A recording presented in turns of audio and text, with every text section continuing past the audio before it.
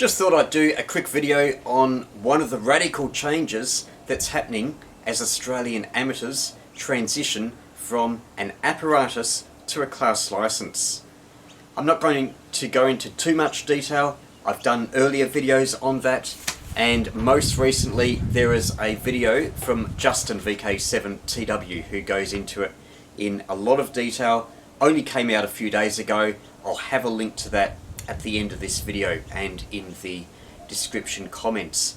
But the one thing I want to focus on, because I think there are a lot of implications for it, both good and bad, arguably, and that is the treatment of personal information on amateur licensees. Now, for a long time it was open. Some would argue too easy. You would go to the Register of Radio Communication Licensees, or the RRL, that's on the ACMA website, and if you knew which drop-down boxes to put in, you could search under call signs, get the person's name, check out their license, and you'd see their address. It may be a PO box number, but in many cases it was their home address. So that was handy if you were, say, a shortwave listener and you wanted to get a QSL card. You might have heard them from a long way away.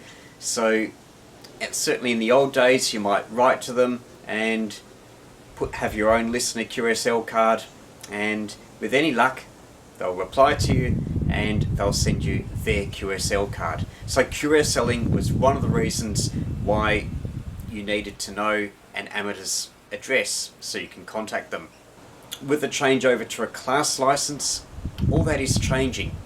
It will no longer be on the Register of Radio Communication Licenses unless it's a type of amateur license that's still an apparatus license. For instance, beacon and repeated details, that will still be an apparatus license, so that will be listed under the register. But for individual radio amateurs, they won't be individually licensed, so they won't appear on the register. Instead, there'll be a different register just for amateur radio call signs. And there's not going to be very much information. If a call sign is issued, it will tell you whether it's a foundation, standard, or advanced. It won't tell you the holder's name, neither will it tell you their address. So if you've got reason to query a call sign you hear on the air, then yes, you can still go over to the ACMA website, look up the amateur call sign register, and it will tell you if it's allocated, available, or reserved, and also the level of license. So if you've got a pirate who might be using an unallocated call sign, then you can catch them out. If you have a look on the database and see that, hey, this call sign's not being allocated, must be a pirate. So that's one thing that won't change. If we go back to the shortwave listener example, and for whatever reason you want to make contact with an amateur, then you can no longer go to the database, look up their details and write to them. And maybe in conjunction with the white pages or Google or whatever, you would have been able to possibly phone them up or find an email address online. All that will no longer be the case, because the thing that is most important for the ACMA is privacy considerations. The amateur is now considered an individual who has certain rights to privacy, and the Register of Radio Communication Licenses that had all these personal details, that was obviously thought a bit too much. So they've got rid of all that, and there's no personal information to be published about amateurs on the official channels. So instead it will all be voluntary. If you as an amateur want other amateurs to contact you, then the onus is on you to put out an email address, maybe a PO box, whatever it is.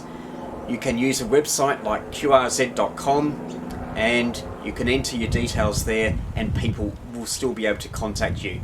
But the onus is on you deciding to do that, and not something that was forced on amateurs by the ACMA because of having to be listed in that register. So a very big difference, and I think it could change things quite a lot. I gave the example of a shortwave listener wanting to write to an amateur to get a QSL card. They'll still be able to do it, but only if they've got some contact detail put on QRZ or somewhere else.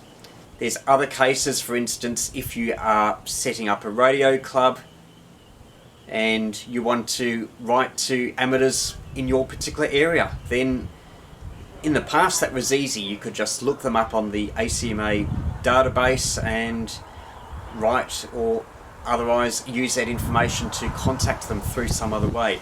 Even when I was organising QRP by the Bay, I used that, and I looked that up as where they had a home address. I could drop a note saying that, hey, there's QRP by the Bay in a couple of weeks, are you interested in coming? I could do that for people, amateurs in my neighbourhood. That was because the information was available via the ACMA radio communication register. You'll no longer be able to do that.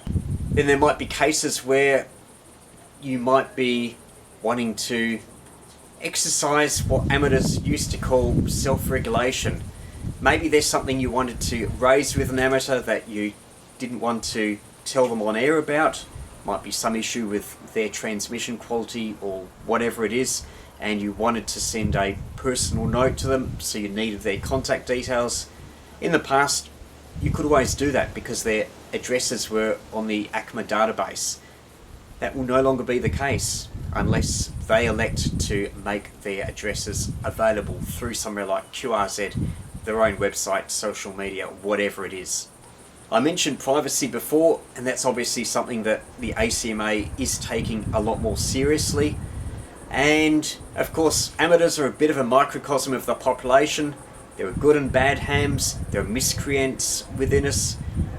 There are stories of amateurs harassing other amateurs, and it's probably fair to say that not every amateur would necessarily want their address be public. So having that option might make things easier for those amateurs who have been the subject of harassment or whatever it is. So that's possibly one of the things that led to the ACMA saying, no, we don't need your information as a public database, so no, we won't have it. It will be up to you what you do with your data, and we won't force people to disclose their names and addresses that they don't have to. So maybe that's one of the thinking behind that. But if you are the subject of harassment and maybe are being stalked by another amateur, then not having that data is probably going to give peace of mind to you. So definitely an advantage for you there.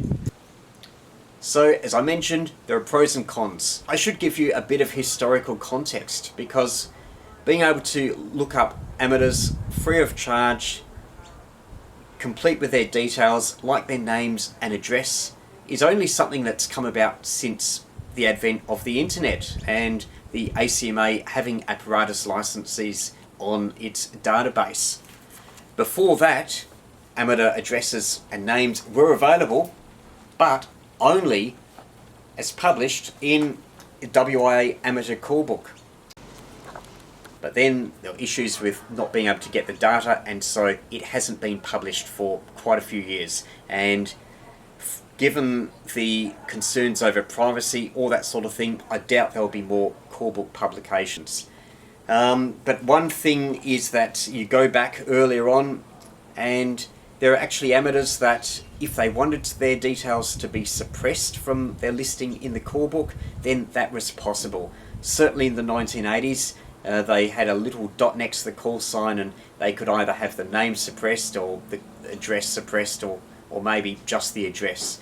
And there were people that I know that they were, say, radio inspectors, or they were in sensitive jobs, and their data was suppressed from the call book. So that's a bit of a background. Before the database, there is the call book, and that was available in retail shops. Dick Smith Electronics sold them 20, 25, 30 years ago. If you're a WIA member, you could order it. WIA often had tables at Hamfests where they had these call books. If you're overseas, it was a little bit difficult, although there was an international call book, an American call book. I forgot the name of the call book company, but it was like this thick. It had all the call signs listed in the world. So it was fairly expensive, so if you're a casual shortwave listener, you probably wouldn't have that book, but it was available. And if you go before then, Amateur Radio magazine often listed changes to people's addresses or their call signs. Go back a bit more to, say, the 1930s, when amateur numbers were a bit less. Even general books on radio listening, hobby radio. There might be articles on building various crystal sets with generative receivers, information about programs, very, very general radio stuff. Often they would have a list of amateur radio transmitting stations, because you go back before World War II and the link between broadcast stations and amateurs was closer. In fact, it was even closer in the 1920s, with amateurs being experimental, and amateurs then could broadcast on the broadcast band, and then later on in the 1920s you had to make a choice between, are you a licensed amateur doing it for ham radio, or are you a serious commercial broadcaster, in which case the regulations and things split up. But even up to before World War II, you could transmit on the AM broadcast band, I think, and particularly in country areas where there might not have been commercial stations, amateurs, they might have only run quite low power, maybe 10 watts, maybe 100 watts AM, but on Sunday mornings there was a bit of a tradition of broadcasting up to World War II for an entertainment type audience. And so it was of interest to general listeners that amateurs were also listed in these books that you could buy. Yeah, it's been quite a long history of amateur details being published. Information has probably never been more open than it is right now with the ACMA database, meaning anyone can go to it from anywhere in the world. When they see a call sign, they can look up their name and address details. But at least for us here in Australia, all that is going very, very soon. Next month, the radio communications database will go, because we'll no longer be licensed under the apparatus system. And if you want to look up an address or contact details for an amateur, then you'll have to look it up on, say, QRZ or some other place where the licensee has voluntarily given their contact details. So yeah, some changes in amateur radio personal information. Some amateurs will be relieved. Yeah, there are some amateurs who might have lots of equipment or whatever, and they might not like the idea of thieves being able to look them up or whatever. Others, as I mentioned before, the personal reasons why they don't want their addresses or information all over the place. Anyway, the ACMA has obviously considered that privacy is an important factor and is therefore not having that data available. So just a very interesting change. I thought it was worth talking about and elaborating a bit more. It's only a small part of the transition to class licenses. Watch that other video if you want more information on it, and I highly recommend that you do. Enjoy these videos? Want to start in amateur radio? Well, check out my books, Ham Radio Get Started for USA readers, and the Australian Ham Radio Handbook for those in Australia.